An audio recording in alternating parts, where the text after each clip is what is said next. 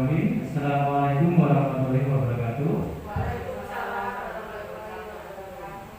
Perkenalkan, nama saya Galih Kurniawan, calon guru penggerak angkatan 4 SDN Negeri 02 Karanganyar, Kabupaten Karanganyar. Di sini saya akan mensosialisasikan modul 1, pendidikan guru penggerak filosofis pendidikan nasional, Ki Hajar Dewantara dan budaya positif. Bapak Ibu, sebelum kita mulai, kita bernyanyi dulu tentang Mars guru penggerak. Nanti kita bersama-sama ya.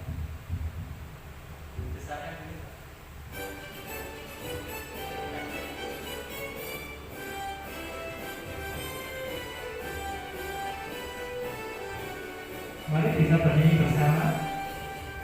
Bulatkan tekad, kuatkan hati, negeri ini memanggil kawan. Bagi untuk negeri, guru penggerak masukkan pendidikan. Guru penggerak menggambar pada budi, kreatif dan pembelajaran.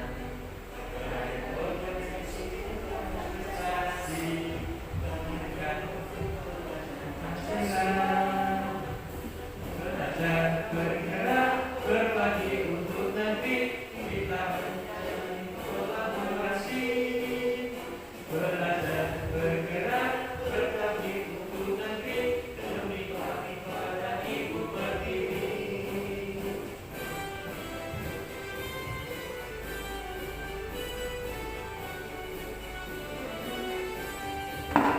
Bulatkan tekad, kuatkan hati, negeri ini memanggil kawan.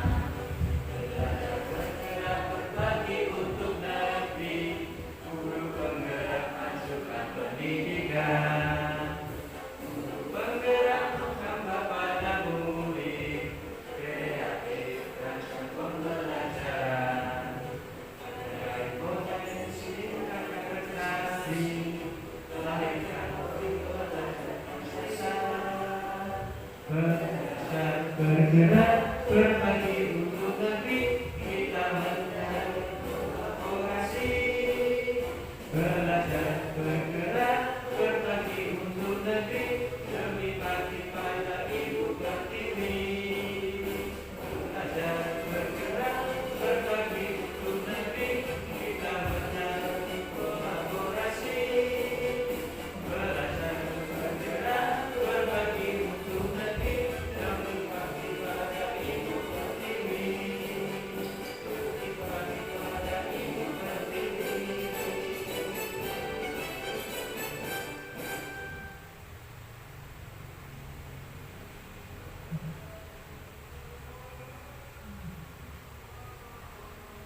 Baik Bapak Ibu, terima kasih. Tadi Mas dari guru penggerak ya.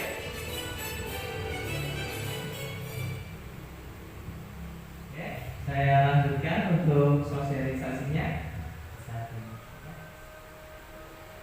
Oke, ini fasilitator dan pengajar praktek saya ya. Pertama fasilitator Ibu Erdiana, itu dari Lampung beliaunya. Terus yang kedua pengajar praktik itu Ibu Indah Untari, beliau kepala sekolah TK dari Kabupaten Kramat. Filosofi pendidikan Ki Hajar Dewantara. Pendidikan yaitu menuntun segala kekuatan kodrat yang ada pada anak-anak agar mereka dapat mencapai keselamatan dan kebahagiaan yang setinggi-tingginya, baik sebagai manusia maupun sebagai anggota masyarakat. Ki Hajar Dewantara menjelaskan bahwa tujuan pendidikan yaitu menuntun segala kodrat yang ada pada anak-anak agar mereka dapat mencapai keselamatan dan kebahagiaan yang setinggi-tingginya, baik sebagai manusia maupun sebagai anggota masyarakat. Oleh sebab itu, pendidik itu hanya dapat menuntun tumbuh atau hidupnya kekuatan kodrat yang ada pada anak-anak agar dapat memperbaiki perilakunya, bukan dasarnya hidup. Dan tumbuhnya kekuatan kodrat anak. Yang dimaksud adalah pendidikan tidak bersikap statis, akan tetapi dinamis, sesuai dengan tantangan zaman.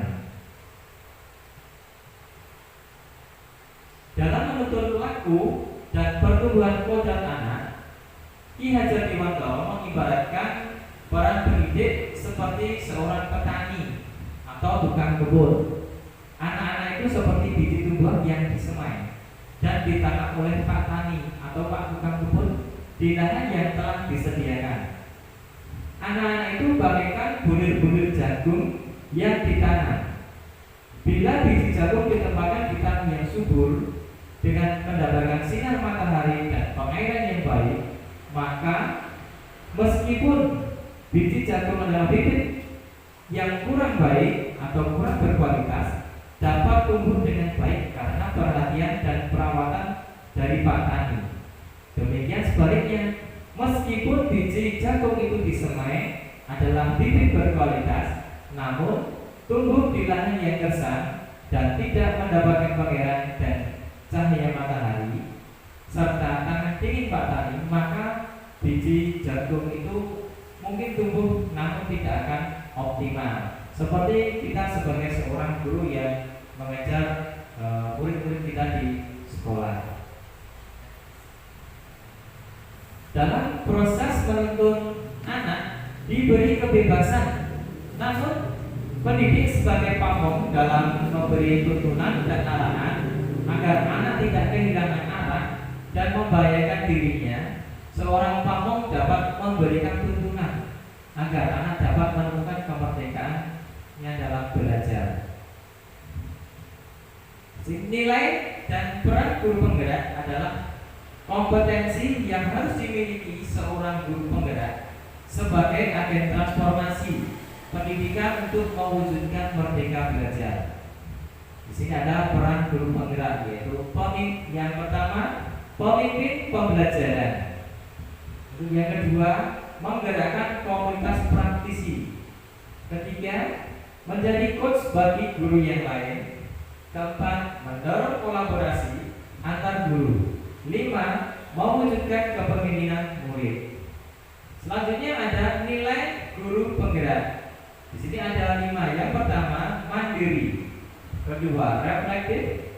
3, kolaboratif. 4, inovatif. Dan yang kelima, berpihak pada murid. Apa yang saya percaya tentang murid dan pembelajaran di kelas sebelum saya mempelajari modul 1D1? Itu yang pertama, satu, menganggap siswa sebagai kertas kosong. Yang kedua, pembelajaran didominasi oleh guru. Kegiatan belajar mengajar belum terpusat pada anak. Siswa diharuskan mencapai ketuntasan minimal. Yang ketiga, kenapa? Pembelajaran lebih menekankan aspek kognitif atau cipta saja. Apa yang berubah dari pemikiran atau perilaku saya setelah mempelajari modul ini? Itu ada apa? Yang pertama, memberikan kebebasan kepada siswa untuk mengembangkan kemampuannya sesuai bakat dan minatnya. Yang kedua, pendidikan yang menghamba pada murid. Yang ketiga, student center, yaitu siswa sebagai pusat pembelajaran. Keempat, memberi contoh suri teladan yang baik bagi peserta didik. Apa yang bisa segera saya terapkan lebih baik agar kelas saya mencerminkan pemikiran Ki Hajar Dewantara? Yang pertama, merancang pembelajaran yang berpusat pada anak. Membuat kesepakatan kelas bersama siswa bersama wujud merdeka belajar. Lalu mengembangkan kemampuan anak sesuai bakat, potensi, dan minat. Lalu saya harus tetap menerapkan sebagai Ki Hajar Dewantara. Ing ngarsa sungguhono, ing madya pangakarsa, tut puri handayani. Nah, di sini ada profil pelajar Pancasila. Ada 6. Yang pertama itu beriman bertakwa kepada Tuhan Yang Maha Esa dan berakhlak mulia. Lalu ada berkebinekaan global. ada bergotong royong, lalu ada kreatif, dan juga bernalar kritis, dan yang terakhir adalah mandiri. Apakah ada keterkaitan antara nilai dan peran guru penggerak dengan filosofi Ki Hajar Dewantara? Nilai dan peran guru penggerak memiliki banyak keterkaitan dengan filosofi dari Ki Hajar Dewantara. Keterkaitan yang paling penting adalah filosofi Ki Hajar Dewantara tentang tujuan pendidikan, yaitu menuntun segala kodrat yang ada pada anak agar mereka dapat mencapai keselamatan dan kebahagiaan yang setinggi-tingginya, baik sebagai manusia maupun sebagai anggota masyarakat. Apa strategi yang bisa saya lakukan untuk mencapai nilai tersebut? Dari diri sendiri, yaitu kemampuan mengolah diri untuk melakukan pergerakan positif. Lalu ada meluruskan niat. Lalu yang ketiga adalah selalu berinovasi dalam memunculkan ide-ide kreatif. Yang keempat, berkolaborasi dengan pimpinan sekolah dan rekan guru di setiap kegiatan pembelajaran yang berpihak pada murid. Selanjutnya, konsistensi, terus bergerak untuk tergerak untuk bergerak dan menggerakkan. Selanjutnya, melakukan refleksi diri atas usaha perubahan yang telah dilakukan. Siapa saja yang dapat membantu Anda dalam mencapai gambaran diri Anda di demonstrasi intelektual tersebut? Seperti apa perannya? Di sini ada kepala sekolah, yaitu mendukung aktivitas saya sebagai guru. Lalu ada rekan guru sebagai rekan berkolaborasi. Lalu yang ketiga ada orang tua, itu mendorong dan membimbing siswa di rumah agar selaras dan lancar. Lalu yang terakhir yaitu murid, yaitu pihak utama yang mendukung guru dalam mencapai gambaran diri. Visi SDN 02 Karanganyar yaitu mewujudkan peserta didik yang berkarakter, berakhlak mulia dan inovatif sesuai profil belajar Pancasila. Di sini ada visi murid di masa depan, yaitu yang pertama filosofi pendidikan Ki Hajar Dewantara, yaitu terus berkaitan dengan nilai dan peran guru penggerak, lalu inquiry apresiatif Bagja, lalu merdeka belajar profil belajar Pancasila. Inquiry apresiatif atau disingkatnya itu IA, itu sebagai sebuah pendekatan kolaboratif untuk mengetahui kondisi suatu organisasi atau komunitas dalam mengembangkan perilaku suatu organisasi yang dijalankan dalam suasana yang positif dan apresiatif. Di sini ada tahapan A atau Bagja. Bagja ini setiap hurufnya mengandung arti. Yang pertama B itu buat pertanyaan, A ambil pelajaran, G gali mimpi, J jabarkan rencana, A atur eksekusi. Ambil pelajaran atau discover. Pertanyaan, apa yang dilakukan guru dalam pengaplikasian media yang inovatif? Untuk apa pengaplikasian media pembelajaran yang inovatif? Lalu ada tindakan, adanya kemauan, tekad, dan semangat guru dalam pengaplikasian media pembelajaran yang inovatif sehingga mudah dipahami siswa. Yang kedua, untuk meningkatkan kemampuan siswa menjadi kreatif. Lalu ada jabarkan rencana, desain. Pertanyaan, apakah langkah-langkah yang perlu dilakukan untuk melakukan pembelajaran dengan media yang inovatif? Bagaimana agar setiap anggota komunitas di sekolah dapat berkontribusi demi terwujudnya perubahan? 3. Apa saja rencana yang akan dilakukan? Lalu ada tindakan. Yang pertama, berkoordinasi dengan kepala sekolah terkait media pembelajaran yang akan kita aplikasikan di sekolah. Lalu memberi sosialisasi dan berkoordinasi dengan rekan guru terkait media pembelajaran yang inovatif, kreatif, dan interaktif. Yang selanjutnya yaitu merancang media pembelajaran yang menarik dan efektif yang berpihak pada murid. Atur eksekusi. Jadi pertanyaan, siapa saja yang akan terlibat dalam mewujudkan rencana penggunaan media pembelajaran yang inovatif? 2. Bagaimana cara menjaga konsistensi dan komitmen dalam mengeksekusi rencana? Tindakannya yang pertama, dari pertanyaan yang satu tadi, warga sekolah itu mulai dari kepala sekolah, guru, siswa, dan tenaga pendidikan. Lalu ada komite sekolah, dan terakhir itu orang tua. Selanjutnya, pertanyaan yang kedua tadi, membuat angket untuk mengukur kepuasan siswa terhadap penggunaan media pembelajaran yang inovatif dan interaktif. Di sini ada koneksi antar materi modul 1. Yang pertama, filosofi pendidikan oleh KHD, yaitu mendidik sesuai kodrat alam dan zaman.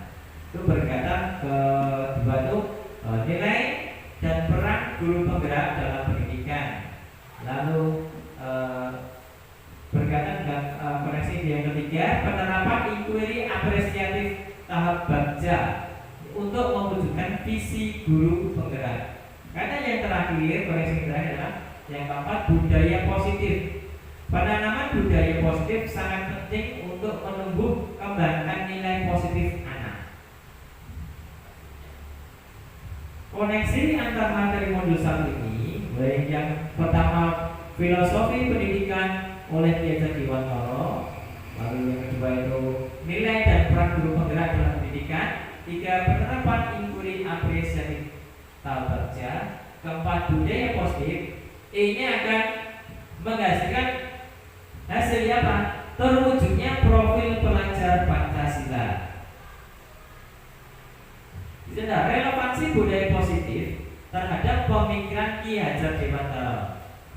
Di situ menurut Ki Hajar Dewantara, tujuan pendidikan adalah menuntut segala kodrat anak yang ada pada diri anak agar mereka mencapai keselamatan dan kebahagiaan yang setinggi-tingginya, baik sebagai manusia maupun sebagai anggota masyarakat.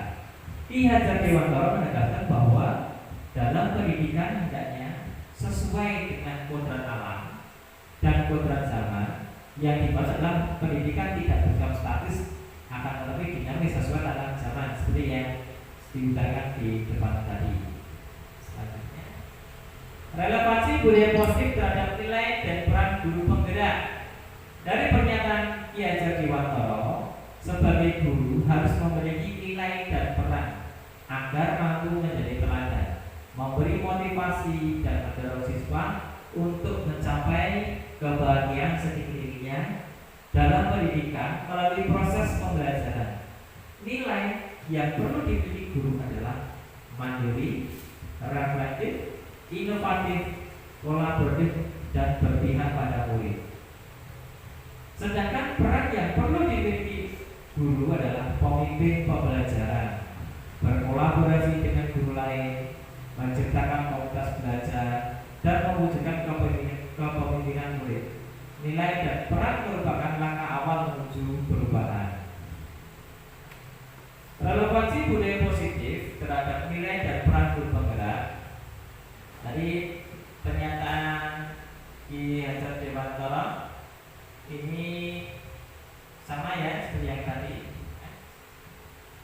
Strategi yang diperlukan dalam mewujudkan budaya positif sekolah ada 4.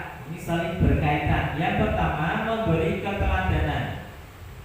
2. Memberi tuntunan. 3. Menjadi pembiasaan. Dan 4. Terbentuknya keyakinan.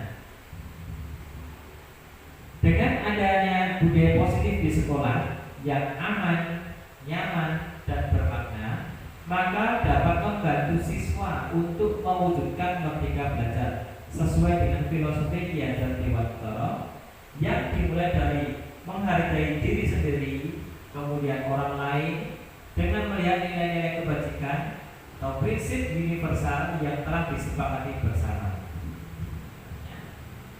Guru dapat menempatkan posisi kontrol sebagai manajer untuk memberi kesempatan kepada murid mempertanggungjawabkan perilaku dan mendukung murid dalam menentukan solusi antar permasalahan melalui nilai dan peran guru.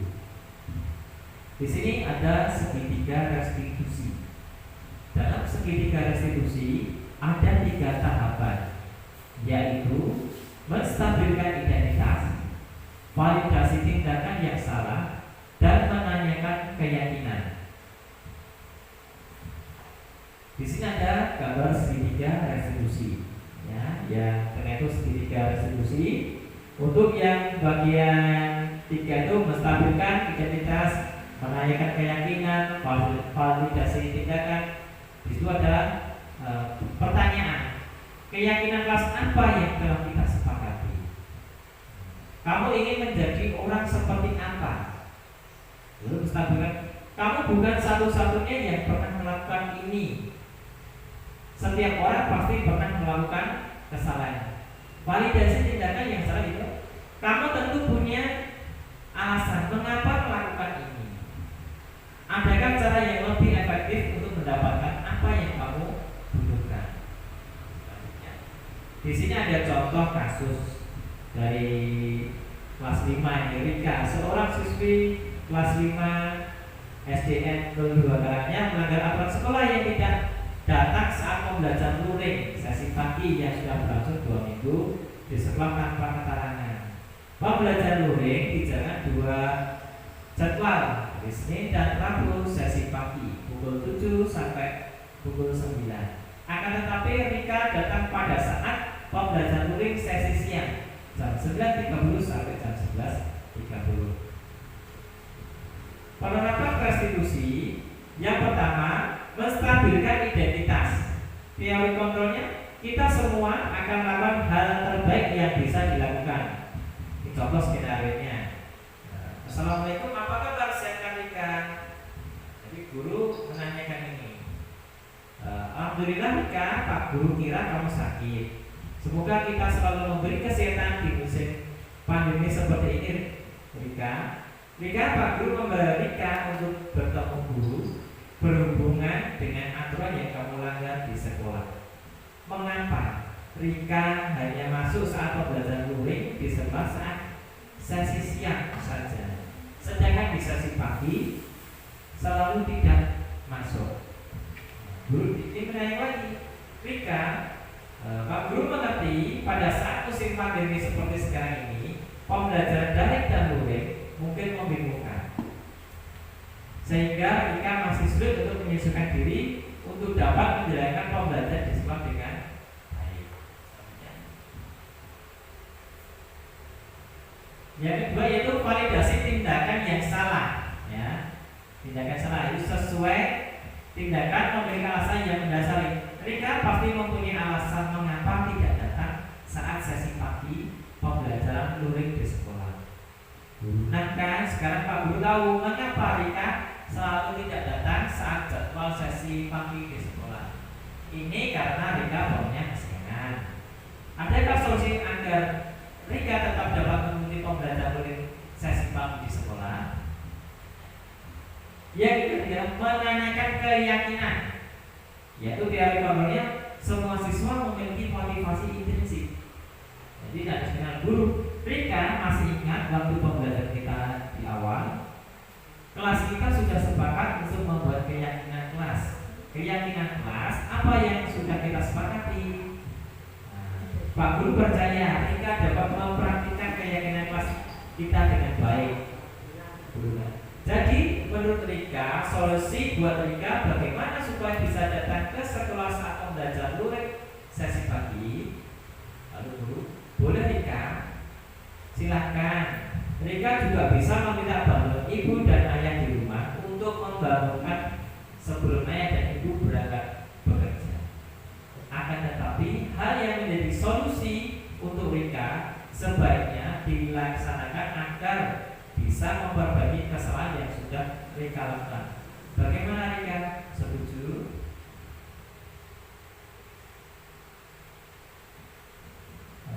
Selanjutnya.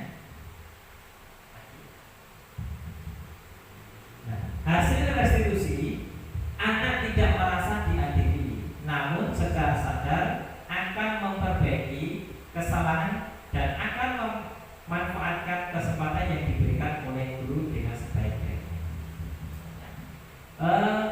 Demikian sosialisasi tentang modul bab 1 dari saya. Terima kasih. Salam dan bahagia. Assalamualaikum warahmatullahi wabarakatuh.